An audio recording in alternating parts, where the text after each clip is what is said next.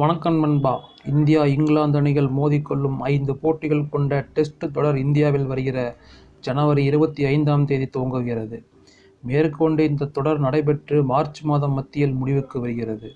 2 பெரிய நாடுகள் மோதிக்கொள்ளும் mega test தொடர் என்கிற காரணத்தினால் இந்த தொடருக்கு பெரிய எதிர்பார்ப்பு இருந்து வருகிறது.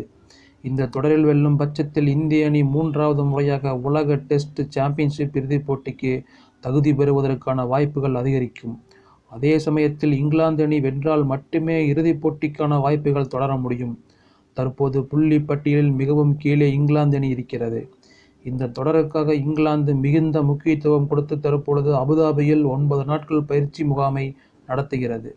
மேலும் முன்கூட்டியே அணியை அறிவித்துவிட்டது.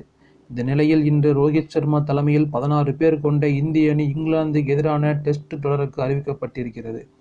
இந்த அணியில் முகமது ஷமி உடல் தகுதியை எட்டாத காரணத்தினால் சேர்க்கப்படவில்லை.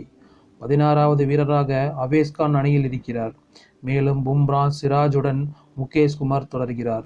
இந்திய பேட்டிங் யூனிட் பொறுத்தவரையில் ரோஹித் சர்மா, ஜெய்ஸ்வால், சுப்மன் கில், விராட் கோலி, ராகுல், ஸ்ரேயஸ் ஐயர் ஆகியோர் இருக்கிறார்கள். ஸ்பின்னர்களாக ரவிச்சந்திரன் அஸ்வின், ரவீந்திர ஜடேஜா, அக்சர் பட்டேல், குல்தீப் யாதவ் ஆகியோர் இருக்கிறார்கள். இதில் ஆச்சரியப்படத்தக்க முடிவாக விக்கெட் கீப்பர் இஷான் கிஷனை தேர்வு செய்யவில்லை. பாரத் முதல் விக்கெட் கீப்பராகவும் 2வது விக்கெட் கீப்பராக உத்தரப்பிரதேசத்தைச் சேர்ந்த வலதுகை பேட்ஸ்மேன் 22 வயதான துரவ் ஜூரல் சேர்க்கப்பட்டிருக்கிறார். இவர் கடந்த ஆண்டு முதல் IPL தொடரில் ராஜஸ்தான் ராயல்ஸ் அணிக்கு விளையாடி வருகிறார் என்பது குறிப்பிடத்தக்கது.